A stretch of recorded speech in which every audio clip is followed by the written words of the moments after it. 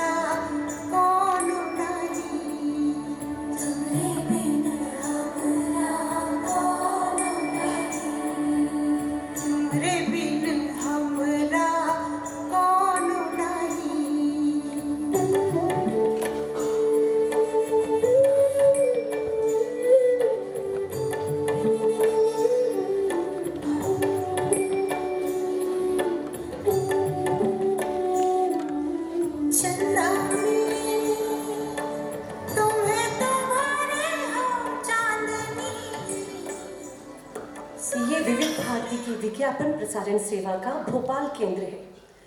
अभी अभी खबर मिली है कि हमारे देश की प्रख्यात गायिका लता मंगेशकर जी का निधन हो गया है।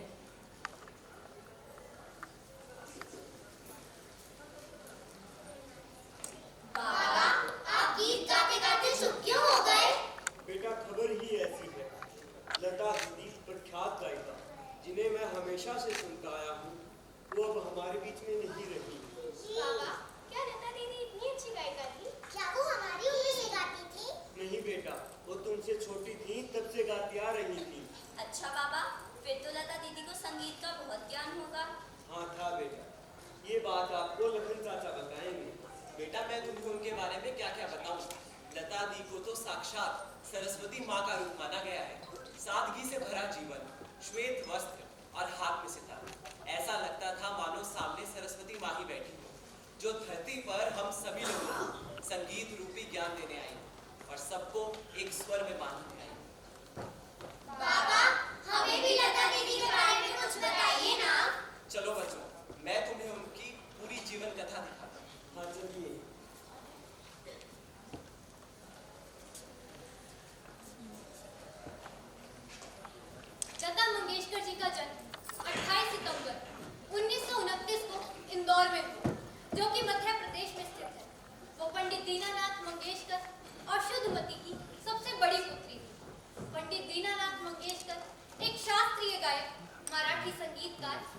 थिएटर एक्टर हूँ।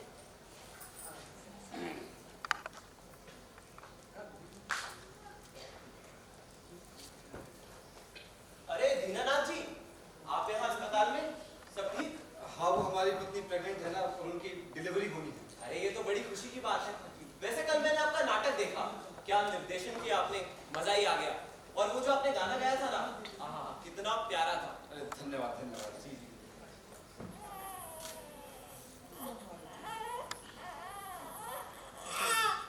आप वैसे दीनानाथ मंगेशकर कौन है? जी मैं हूँ, क्या हुआ? जी बेटी हुई है। बेटी? अरे वाह, कितनी प्यारी बेटी है आपकी। धन्यवाद। इसका नाम हुआ हेमा। बहुत बहुत बधाई आपको।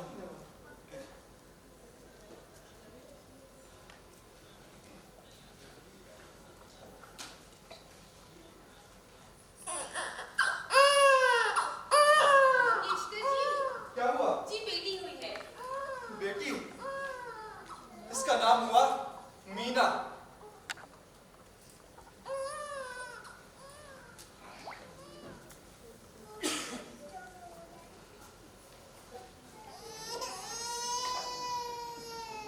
दीनानाथ जी, क्या हुआ? बेटी हुई है। बेटी? इसका नाम हुआ आशा।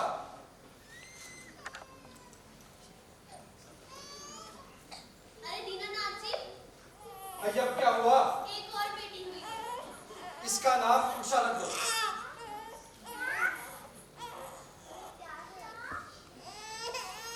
दीनानाथ जी, भैया क्या हुआ? बेटा हुआ है, बेटा। बेटा? मेरी हृदय की मनोकामना पूर्ण हुई। इसका नाम हुआ हृदयनाथ।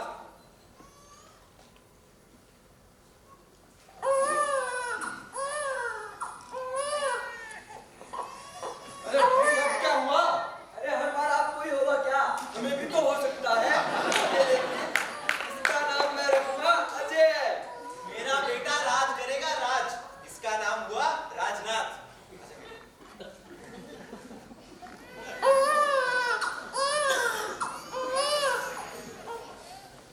हेमा यानी कि लता जी। पंडित दीनानाथ मंगेशकर जी को ये नाम अपने नाटक भावबंद के एक महिला किरदार लतिका के नाम से सुना। लता जी जब मात्र 5 वर्ष की थी, तब वे अपने पिता को संगीत की शिक्षा किसी अन्य शिष्य को देते हुए देख रही थी। पिता उन्हें गायन सिखा रहे थे और लता जी बालकनी में खेल रही थी कि अचानक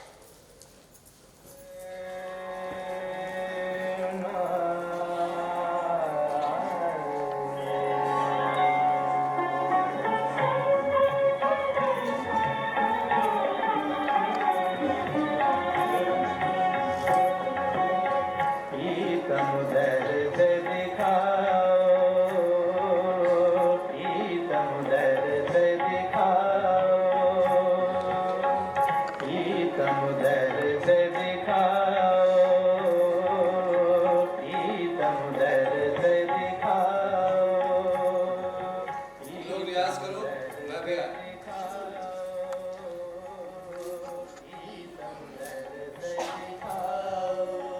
ओफो, कितना बुरा गा रहा है। लगता है इसे मुझे ही समझाना पड़ेगा। अरे दादा, ऐसे नहीं गाते। पापा ने ऐसे समझाया था क्या? मैं बताती हूँ।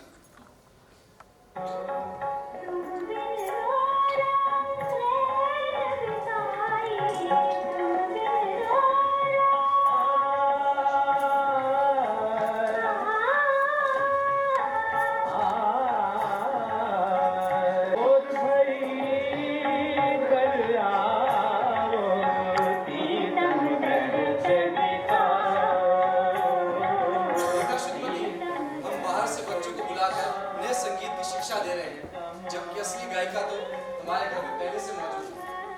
बेटी लता, जरा इधर आओ। जी बाबा। बेटी देखो, अब से रोज सवेरे जल्दी उठकर तुम अपने तानपुरे के साथ तैयार रहना। अब से तुम्हारी संगीत की शिक्षा प्रारंभ होती है। जी बाबा। खुश।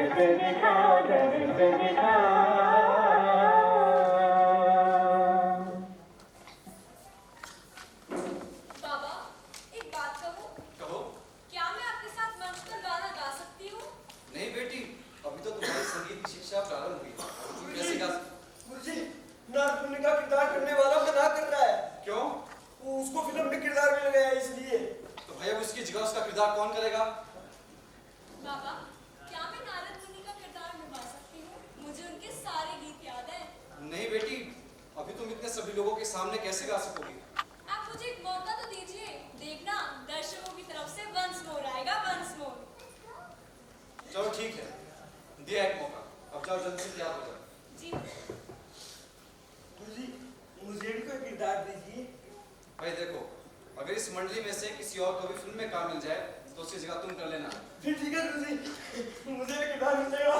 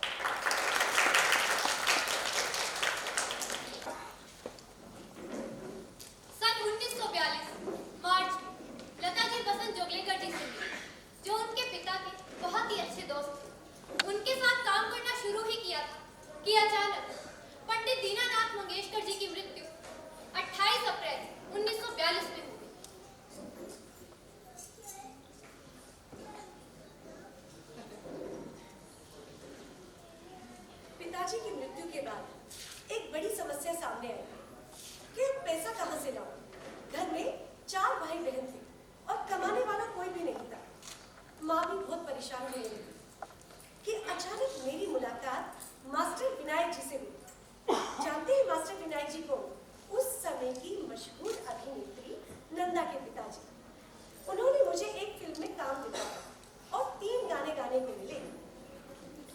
लेकिन विनायक जी की उस फिल्म के प्रोड्यूसर के साथ अनबनी हो गई और वो कोल्हापुर चले गए। लेकिन जाते जाते मुझे कह गए कि देखो बेटा, फिल्म पूरी करते ही मेरे पास कोल्हापुर चले आना। और मैंने वैसा ही किया। विनायक जी बिल्कुल मेरे पिता समान थे और वो मेरी शिक्षा रुकने नहीं देना चाहते थे। उन्होंने मुझे उस्ताद अमान अली खान साहब से मिलवाया और मैं उनसे शास्त्रीय गायन सीखने लगी। लेकिन दुर्भाग्यवश कि उन्हें पाकिस्तान जाना पड़ा। लेकिन उसके बाद मैं उस्ताद अमानत अली खान साहब से सीखी। दुर्भाग्य ये हुआ कि उन्हें भी देवास जाना पड़ा और मेरी शिक्षा फिर अटक गई। लेकिन उसके बाद पंडित तुलसीराम शर्मा जी से मैंने पुनः सीखना शुरू किया। और अब क्या था, मेरे हर गीत में शास्त्रीयता की झलक आने लगी। आप जानते हैं, अगर मैं फिल्मों में नहीं गाती तो जरूर मैं एक शास्त्रीय गायिका होगी।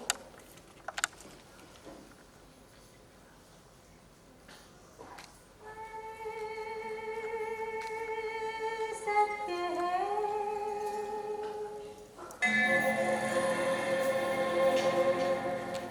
सत्य ही शिव है।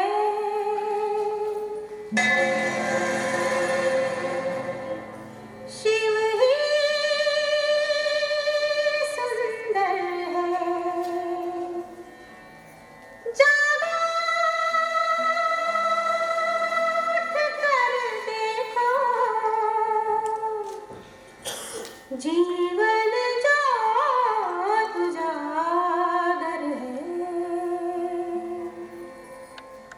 सत्यम शिवम सुंदरम, सत्यम शिवम सुंदरम, घोर भये पनघट पे मोहित खट श्याम सताए, घोर भये पनघट पे मोहित खट श्याम सताए, मोरी चुनरिया लिपटी जाए, मैं क्या करूं खारा भाए खाए, घोर भये पनघट पे।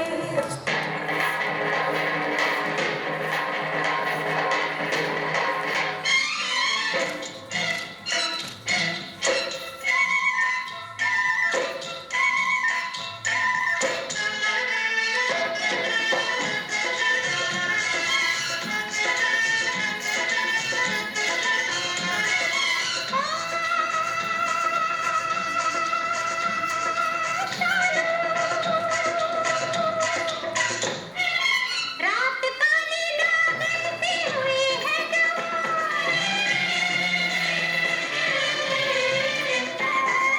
रात काली रागती हुई है जब,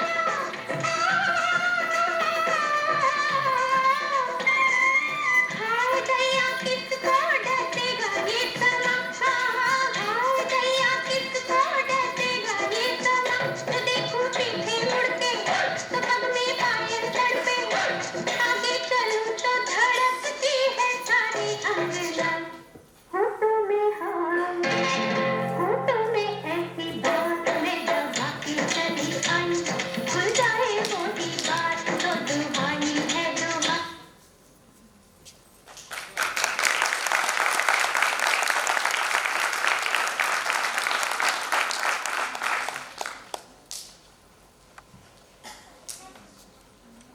क्या हुआ हृदयनाथ? इतनी चुप क्यों बैठी हो? ये देखो, लता दीदी ने तुम्हारे लिए लड्डू बनाए हैं, वो भी बेसन के। मुझे नहीं खाना। अरे भाई, आज इतनी खामोशी क्यों है? लड्डू ये तो मुझे भी खाने हैं। अरे नहीं, ये हृदयनाथ के हैं, हृदयनाथ ही खाएगा वो। क्या हुआ हृदयनाथ? किसी दोस्त से झगड़ा हो गया? नहीं दीदी, मगर मैं कल स्कूल नहीं जाऊंगा, मुझे डांट पड़ेगी। जरूर तुमने होमवर्क नहीं किया होगा। होमवर्क नहीं करोगे तो डांट तो पड़ेगी ही। नहीं, मैंने होमवर्क किया है, मगर मेरे स्कूल के सभी दोस्त मुझे चिढ़ाते हैं और मेरी टीचर मुझे इसलिए डांटती है क्योंकि मेरी स्कूल की यूनिफॉर्म फटी हुई है। आप लता दी को कहिए कि मुझे नई यूनिफॉर्म ला कर दे, वरना मैं स्कूल नहीं जाऊंगा। हृदयनाथ, तुमने देखा नहीं? लता दीदी तो खुद राशन की साड़ियाँ पहनती और रात को सोते वक्त वो उन साड़ियों को गद्दे के नीचे रखकर सोती। ऐसा क्यों? वो इसलिए ताकि जब वो सुबह स्टूडियो के लिए तैयार हो तो वो साड़ियों ने प्रेस की हुई मिले। और तुम्हें पता है हृदयनाथ, जब दीदी स्टूडियो जाती हैं, तो उनके सभी साथी तांगे से जाते हैं, मगर दीदी कई किलोमीटर पैदल चलकर जाती हैं, ताकि पैसे बचे और उन्हीं बचे हुए पैसों से वो हमारे लिए भाजी तरकारी खरीद सके। हाँ, और दीदी के सभी साथी कलाकार दिन में कुछ ना कुछ खाते हैं, पर दीदी पूरा दिन कुछ नहीं खाती है। वो उन पैसों से हमारी जरूरत का सामान लाती है। ठीक है दीदी, मैं समझ गया हूँ। आज के बाद मैं किसी भी चीज की जिद नहीं करूंगा। खिलाओ, लड्डू तो खिलाओ। हृदयनाथ, जी दीदी, देखो मैं तुम्हारे लिए क्या लाई हूँ।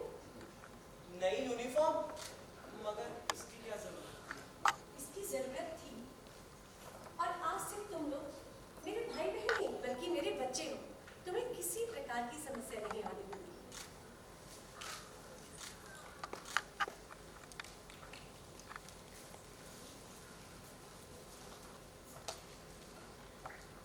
एक दिन मुझे वहीं के कैमरामैन मिले जो मुझे मिस्टर हरीश जी के पास ले गए। हरीश जी ने मेरा गाना सुना और उन्हें गाना बहुत पसंद आया।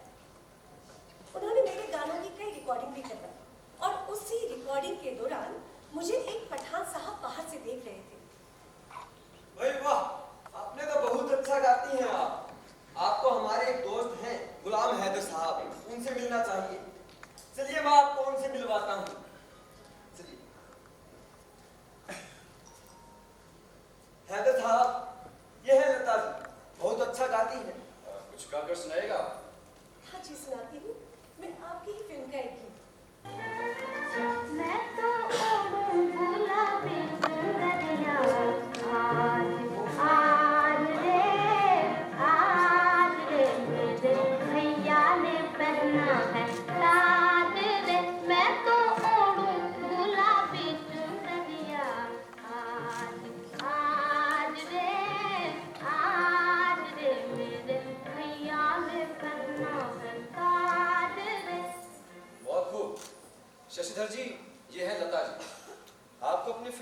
गायिका चाहिए थी ना?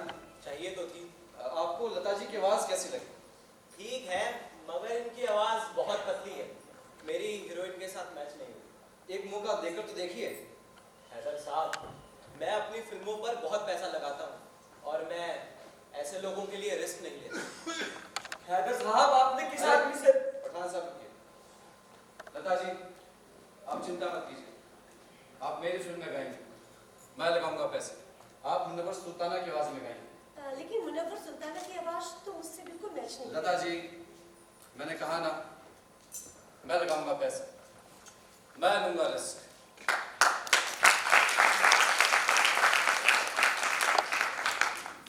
और फिर मैंने कई गीत गाए हैदर साहब के लिए।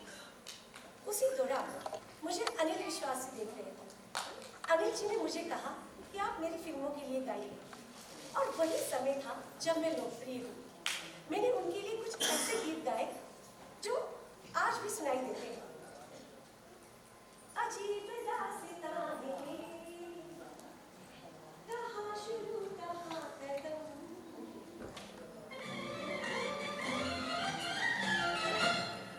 अजीब दास्तान कहाँ शुरू कहाँ खत्म, ये मंजिलें हैं कौन सी, लगा समझ सके न हम। अजीब दास्तान कहाँ शुरू कहाँ खत्म।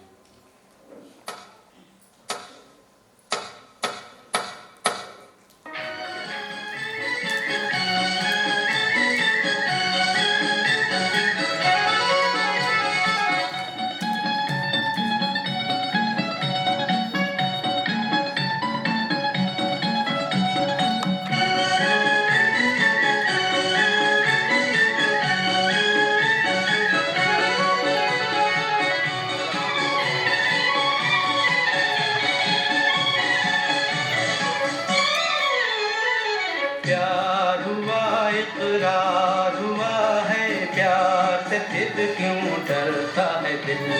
प्यार हुआ इकरार हुआ है, प्यार से फिर क्यों डरता है दिल।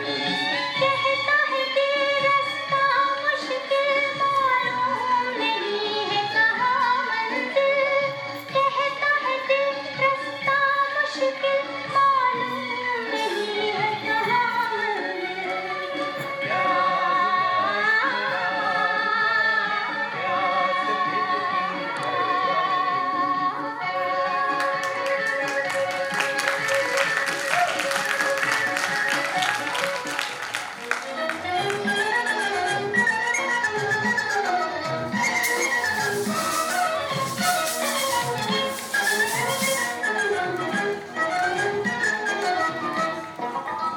मिलता जाए तुरा लाल दुपट्टा मन मन का, तुरा लाल दुपट्टा मन मन का होजी लहराए तुरा लाल दुपट्टा मन मन का, तुरा लाल दुपट्टा मन मन का होजी।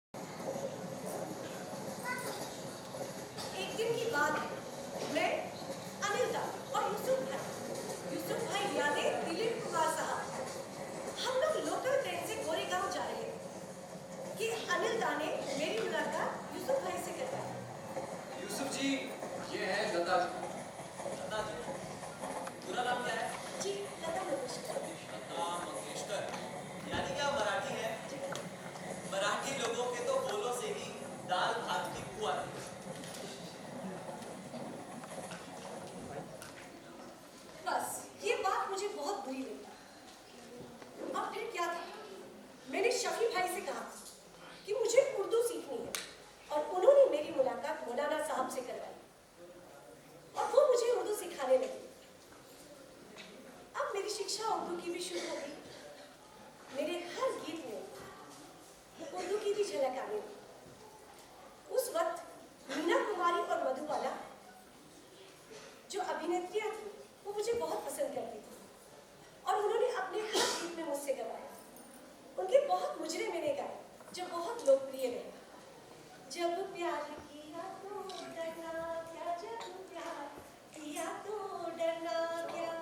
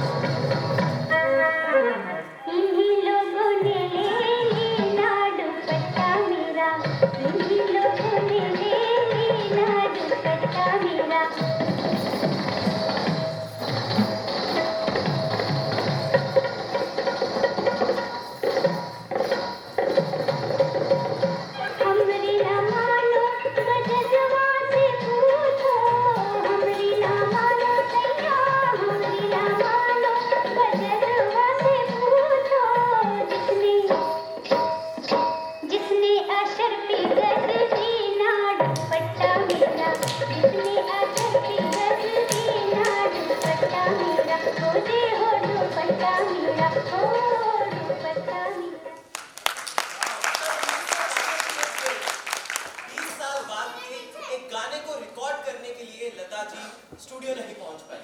फिल्म के निर्देशक हेमंत कुमार, म्यूजिशियंस और स्टाफ स्टूडियो सभी लोग वहां पर थे, मगर लता जी उस दिन स्टूडियो नहीं गई। इसके पीछे कारण ये था कि जब लता जी सुबह सोकर उठी तो उन्हें अपनी तबीयत कुछ खराब लगी। उनके पेट में भी हल्का हल्का दर्द था। उन्हें लगा कि अगर वो थोड़ी देर आराम कर लें तो शायद उनकी हालत ठीक हो जाए, मगर जैसे जैसे दिन चढ़ा उनकी हालत और बिगड़ती चली गई। उनको उल्टी शुरू हो गई और वो भी हरे रंग की। उनके शरीर में बहुत कमजोरी आ गई और उन्हें लगा कि अब वो बिस्तर पकड़ चुकी हैं। जब डॉक्टर को बुलाया गया और चिकित्सक ने उनकी जांच पड़ताल की और एक्सरे रिपोर्ट आई तो डॉक्टर बहुत घबरा गए। इन्हें तो स्लो पॉइजन दिया जा रहा है। Slow poison? हाँ, स्लो पॉइजन यानी कि धीमा जहर। वो जहर जो खाने के जरिए धीरे धीरे आपके शरीर में जाता है और आपको धीरे धीरे मारता है। आज से रसोई घर में कोई भी नहीं जाएगा। लता दीदी के लिए खाना स्वयं उषा बनाएगी। आप लोग सोच सकते हैं कि ये खबर सुनने के बाद लता जी के घर वालों की क्या हालत हुई होगी। जो कुक पहले लता जी के लिए खाना बनाता था उसको बहुत ढूंढा, बहुत खोजा, मगर वो कहीं नहीं मिला। बहुत समय तक वो अपनी बची हुई दुई पगार लेने भी नहीं आया। तो ये निष्कर्ष निकाला गया कि किसी ने लता जी के खिलाफ साजिश रची है और उस कुक को खरीदा होगा ये काम करने के लिए। इस हादसे के बाद लता जी को रिकवर होने में पूरे 3 महीने का समय लग गया और इस दौरान उनके एक दोस्त ने उनकी बहुत सहायता की। वो थे मशहूर शायर और गीतकार सुल्तानपुरी साहब। साहब रोज शाम को लता जी के घर आ जाते और घंटों तक उन्हें शायरी व गाने सुनाते। देखिए लता जी, एक लिखा है कि दिल की तमन्ना थी मस्ती में मंजिल से भी दूर निकलते। दिल की तमन्ना थी मस्ती में मंजिल से भी दूर निकलते। अपना भी कोई साथी होता तो हम भी बहकते चलते चलते। वाह, क्या लिखा है? दूसरा सुनिएगा। अब सोचते हैं कि ले आएंगे तुझ सा कहां से। अब सोचते हैं ले आएंगे तुझसा कहां से हम, उठने को उठ तो आए हैं तेरे आस्था से। वाह, वाह बहुत वाह। खूब। लता जी, मैंने आपकी नई रिपोर्ट देखी है। आपकी हालत में अब बहुत सुधार है। मुझे लगता है कि आपको 1-2 हफ्ते के अंदर गाना शुरू कर देना चाहिए। भाई 1-2 हफ्ते क्यों, मैं तो कहता हूं कि आप अभी से गाना शुरू कीजिए। जैसी आपकी मर्जी।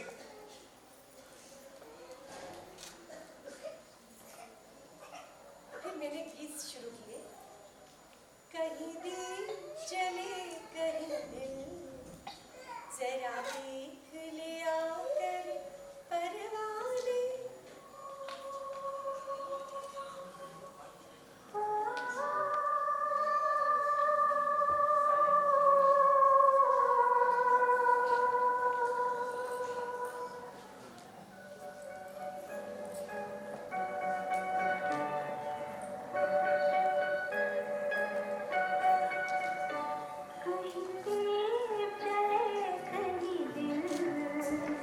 जरा देख ले आकर परवाने,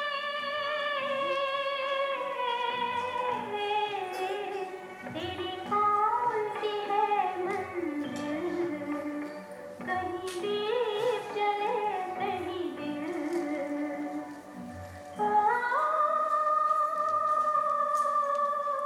लता जी ने देश प्रेम को लेकर ऐसे बहुत से देशभक्ति गीत गाए हैं जो आज भी हम सभी लोगों को मुंह जुबानी आते। हाँ, मुझे भी कोई ऐसा एनुअल फंक्शन या कार्यक्रम याद नहीं आता जहां पर लता दी के गीत ना बजे हों। ये वही गीत है जब इंदिरा गांधी ने राकेश शर्मा से पूछा था कि अंतरिक्ष से हमारा भारत देश कैसा नजर आता है, तो राकेश शर्मा जी द्वारा कही गई पंक्तियों को लता जी ने गीत में पिरो दिया और वो गीत था सारे जहां से अच्छा हिंदुस्तान हमारा। भारत विविधताओं का देश है। यहाँ पर विविध प्रकार की पोशाकें, विविध प्रकार का खाना, विविध प्रकार की बोलियां बोली जाती हैं। लता दी ने ना केवल हिंदी में बल्कि अन्य कई भाषाओं में गीत गाए हैं।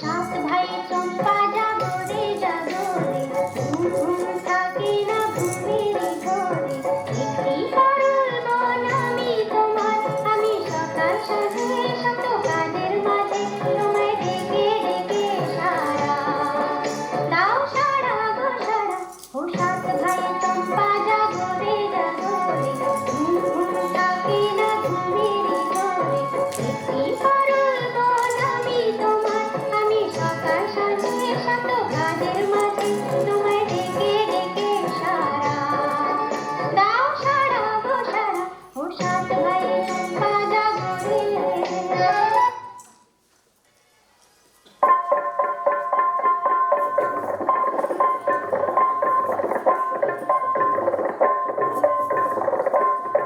किती जीवाला राखायच राखलं किती जीवाला राखायच राखलं राया तुम्ही जाळ्यात पाखरू टाकलं राया तुम्ही जाळ्यात पाखरू टाकलं किती जीवाला राखायच राखलं राया तुम्ही जाळ्यात पाखरू टाकलं राया तुम्ही जाळ्यात पाखरू टाकलं तुम्ही जाळ्यात पाखरू टाकलं राया जाळ्यात पाखरू टाकलं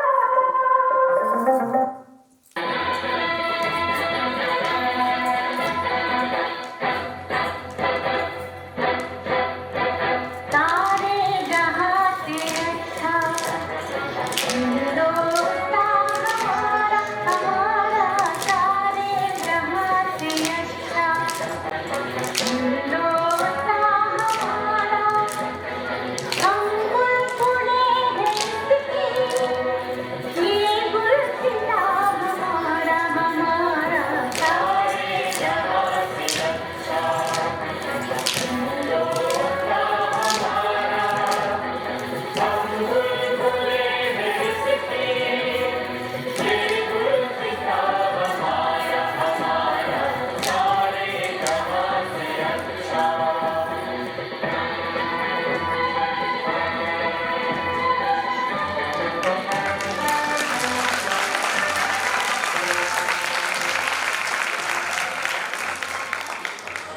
आइए अब मैं आपको लता जी के जीवन का एक और किस्सा सुनाता हूँ।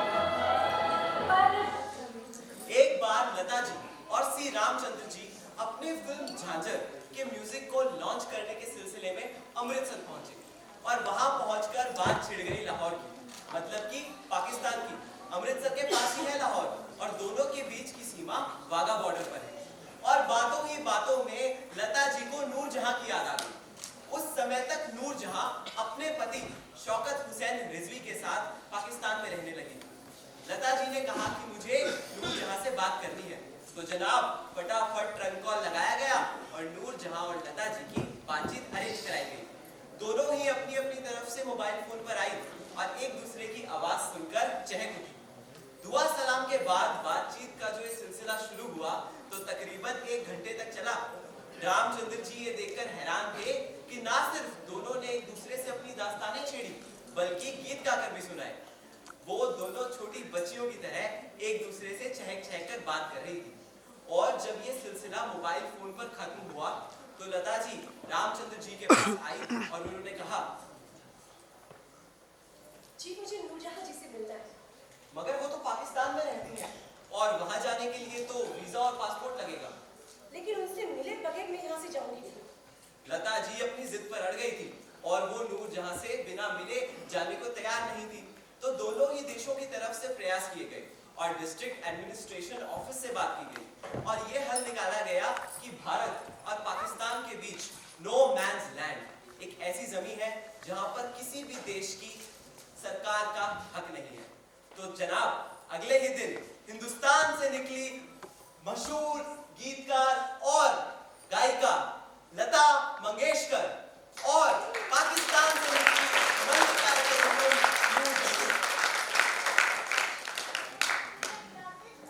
जागरे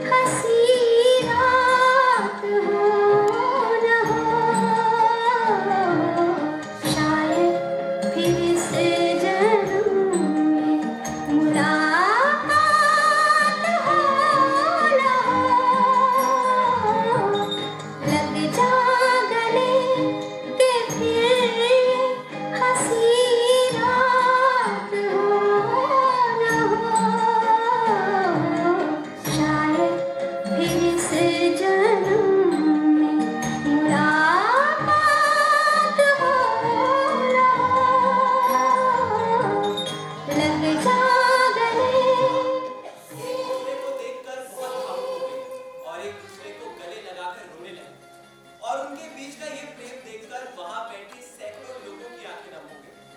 पाकिस्तान में भी लता जी के बहुत से चाहने वाले हैं और ये बात कही जाती है कि हिंदुस्तान के पास दो अनमोल रत्न हैं, एक तो ताजमहल और दूसरी लता जी की आवाज। पाकिस्तान के लोग तो यही कहते हैं, लता जी ले लो और हमसे कश्मीर ले लो।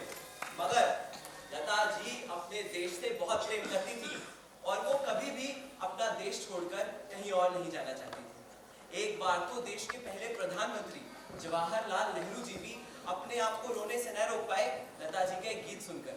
वो गीत था, ऐ मेरे वतन के लोगों जरा आंख में भर लो पानी।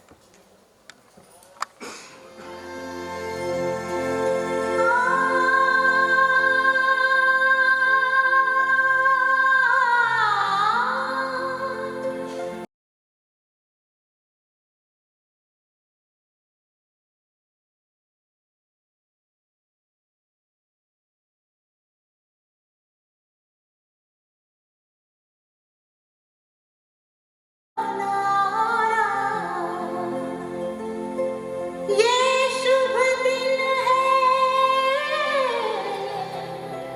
हम सबका,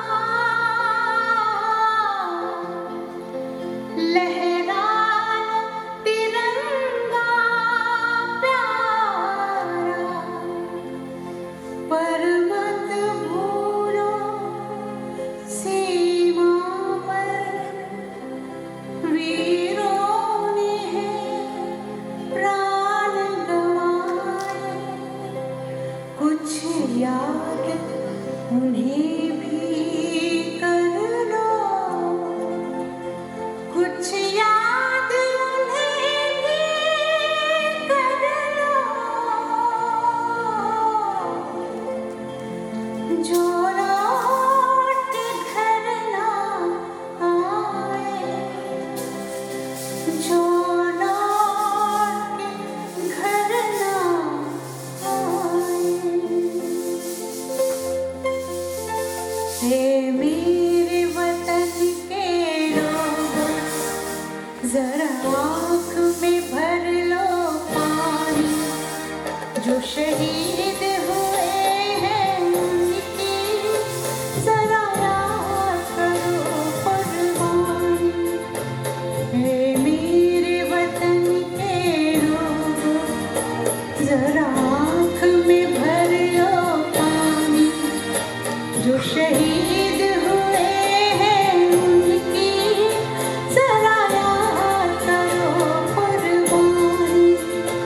तुम भूल न जाओ उनको, इसलिए सुनो ये कहानी, जो शहीद हुए हैं उनकी जरा याद करो कुर्बानी। आ जाओ कि सब मिलके रब से दुआ मांगे, जीवन में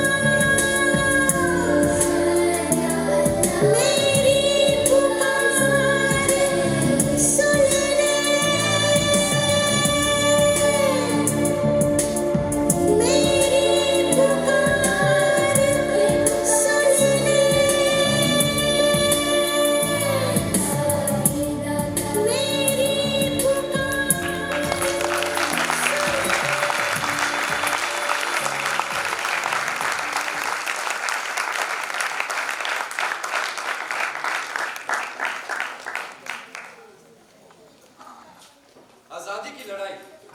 आपने लड़ी क्या? नहीं, मैंने लड़ी तो नहीं, मगर सुनी जरूर है। सबने सुनी है। कहाँ सुनी? लता जी के गानों में, गीतों में। आजादी के बाद भारत ने बहुत सी जंग लड़ी, कभी चीन के खिलाफ तो कभी पाकिस्तान के खिलाफ। जब भी जंग लड़ी गई, जीत हिंदुस्तान की थी। मगर इन जगहों में भारत देश ने बहुत से नुकसान झेले। पति, भाई, बेटे जैसे बहुत से पवित्र रिश्ते हमने देश पर कुर्बान कर। इन नुकसानों का हमें दुख भी होता है और गर्व भी, और ऐसा ही दुख और गर्व हमें लता जी की आवाज में भी सुनाई देता है। इस भारत देश में शायद ही ऐसा कोई व्यक्ति हो जिसका दिल लता जी की आवाज को सुनकर ना मसीह जाए। आजादी के इस 75वें अमृत महोत्सव के तहत उन गुमनाम नायकों को याद किया जाना है, जिन्होंने अपनी जान इस देश पर न्यौछावर करी और हमेशा गुमनामी के अंधेरे में रहे। उन्होंने कभी भी इस बात की चिंता नहीं की कि वे प्रसिद्ध हों। आजादी के ऐसे बहुत से दीवाने परवाने थे, जैसे कि राजा शंकर शाह, रानी अवंती बाई, झलकारी बाई, ठाकुर रणवत सिंह, बीडा दास, नौंदा जाट, रूपराम खाती इत्यादि। देश ने अपना तिरंगा फहराने के लिए सैकड़ों जानें कुर्बान की। 15 अगस्त 1947 को देश में एक तिरंगा फहराया गया और इस वर्ष 15 अगस्त को देश में करोड़ों झंडे फहराए गए और पूरा भारत देश 3 रंगों में नहाया हुआ था। तिरंगा हमारी शान है, तिरंगा हमारी पहचान है।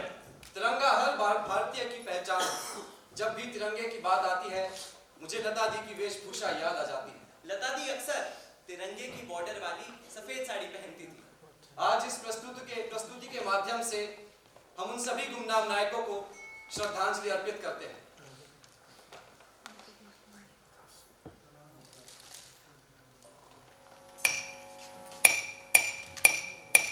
ये आवाज है एक शहीद फौजी की।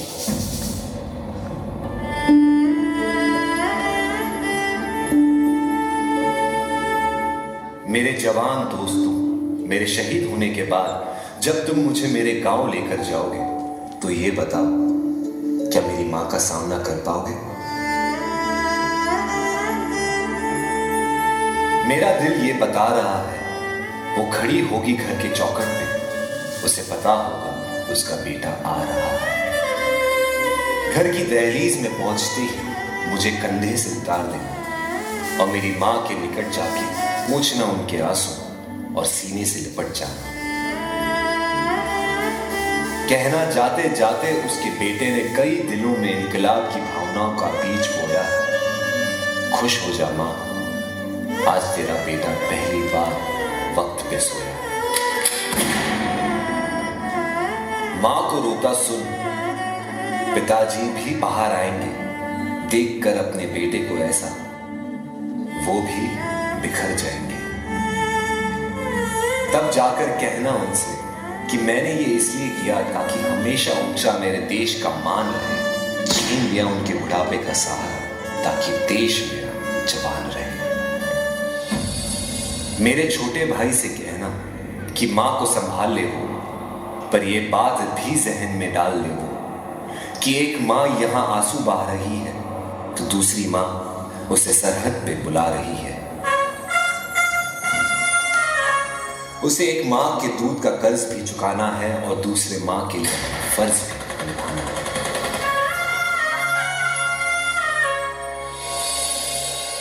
मेरी बीवी सहमी सी बैठी होगी, उसे कहना कि करवा चौथ हर साल रखे और तब तक रखे जब तक आसमान में चंदा है। तो क्या हुआ उसका पति जिंदा नहीं, देश तो जिंदा है।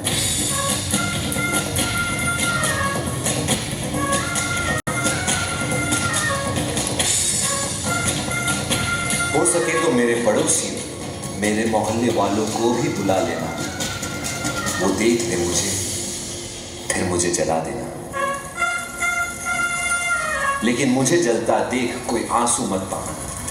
नहीं नहीं, एक सिपाही आंसुओं से डरता नहीं है, लेकिन आंसुओं को क्यों बहाना जब एक सिपाही कभी मरता नहीं है। जलकर इस देश की मिट्टी में मिल जाऊंगा मैं, शहीद देश प्रेम का फूल बनकर दोबारा खिल जाऊंगा मैं।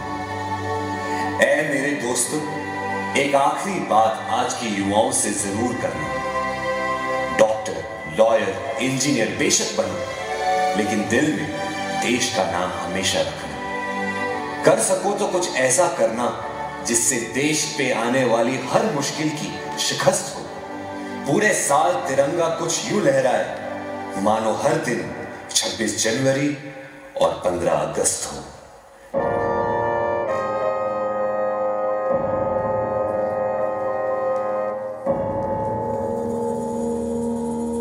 तलवारों पे सलवार दिए, अंगारों में जिस्म जलाया है, अब जाके कहीं हमने सर पे ये केसरी रंग सजाया है।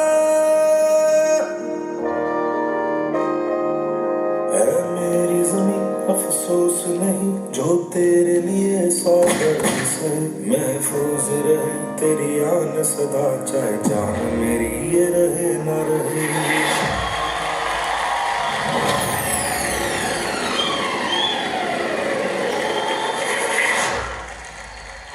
मेरी ज़मीन महबूब मेरी, मेरी नस नस में तेरा इश्क बहे, फीका न पड़े कभी रंग तेरा जिस्मों से निकल के खून कहे। दुश्मनों ने हमला बोल दिया है।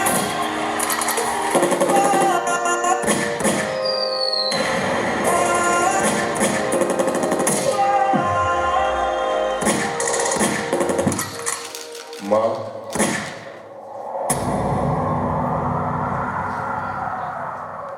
ओ माई मेरी क्या फिक्र तुझे, क्यों आँख से दरिया बहता है। तू कहती थी तेरा चांद हूँ मैं और चांद हमेशा रहता है। तेरी मिट्टी में मिल जावा गुल बन के मैं खिल जावा, इतनी सी है दिल की आरज़ू। तेरी नदियों में बह जावा, तेरी फसलों में लहरावा, इतनी सी है दिल की आरज़ू। तेरी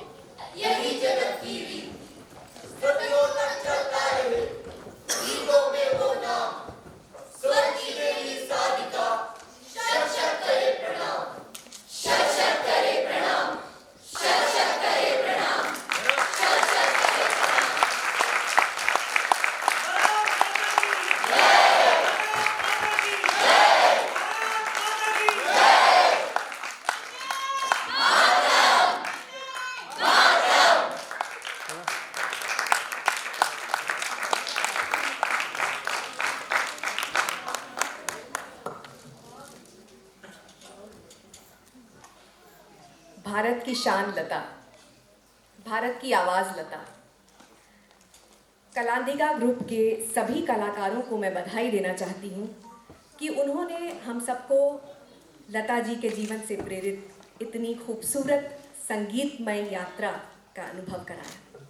मैं डॉक्टर राखी जोशी से अनुरोध करूँगी कि वो माइक पर आएं और अपने ग्रुप के कलाकारों का बैक स्टेज, ऑन स्टेज सबका हमसे परिचय कराएं।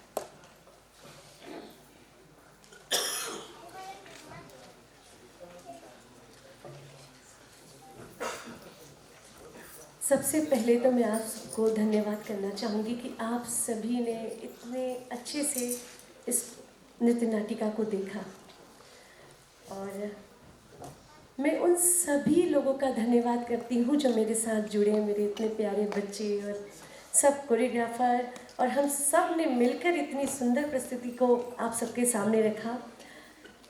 मैं आपसे खुद ही पूछना चाहूँगी कि आप सबको कैसा लगा। अगर कहीं कोई त्रुटि हो तो उसके लिए माफ़ी चाहती हूँ, हम और अच्छा करने की कोशिश करेंगे।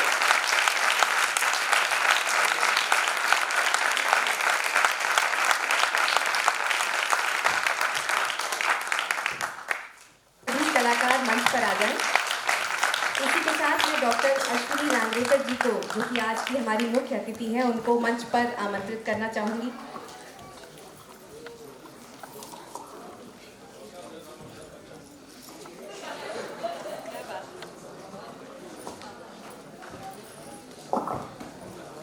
तो भूलेगा था पीछे भी खड़े हैं, तो भूलेगा था पीछे भी खड़े हैं, तो आवाज़ आई मैंने कहा। अश्विनी जी से अनुरोध है कि वो आज की प्रस्तुति के बारे में कुछ कहें हमसे। पीछे से निकल लो। क्या बोलते हो? वाह लता जी, बहुत बहुत खूब, बहुत खूब लग रही है लता। बिल्कुल, क्या कहूँ मैं, अद्भुत, अप्रतिम, अकल्पनीय। लता जी के ऊपर अभी तक इस तरीके से शायद किसी भी नृत्यांगना ने या कोई भी जो कोरियोग्राफर हैं, जितने भी, उन लोगों ने ये सोचा नहीं होगा। जो राखी ने, मनीष जोशी है ना, इन्होंने सोचा और करके दिखाया।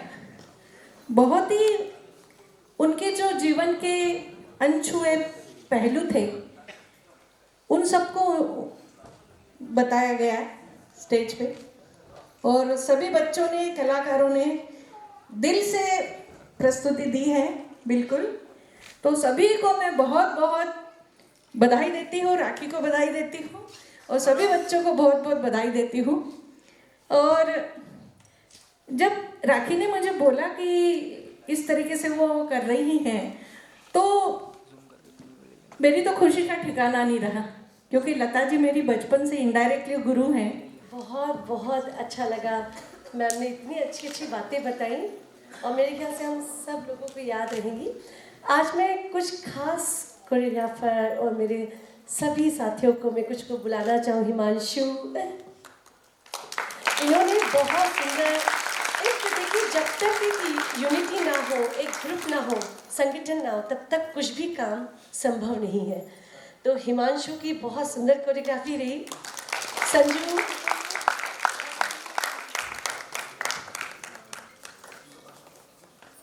संजू ने इतना सुंदर कोरियोग्राफ किया, मतलब हम लोग फोन पे रहे, हमने बातें करते रहे, बहुत अच्छे ढंग से, जैसा चाहता है एक डायरेक्टर कैसा होना चाहिए, वैसी चीज़ें मुझे मिली। शिरोमिता कहाँ है? मांडवी, अच्छा, सूरज, मुझे लगता है सूरज को कुछ चोट लगी है अभी, तो मुश्किल नहीं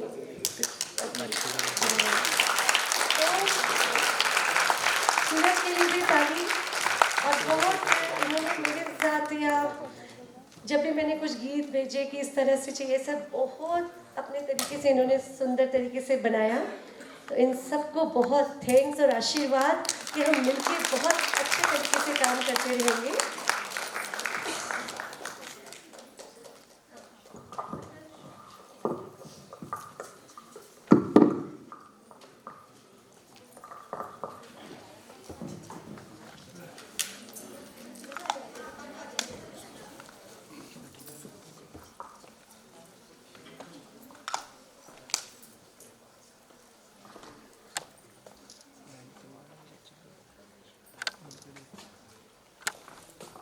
इस ग्रुप फोटो के साथ ही आज का समारोह समाप्त होता है, पर कल हमारे नृत्यांगन का तीसरा और अंतिम दिन है और आप 2 प्रस्तुतियां कल देख पाएंगे। Musical band cadence band Sage university Bhopal की तरफ से और मीरा एक भक्ति गाथा by Manisha Huraiya, Kirti ballet and performing arts की तरफ से। तो आप सभी से अनुरोध है कि कल ज़रूर पधारें और दोनों कार्यक्रमों का आनंद लें।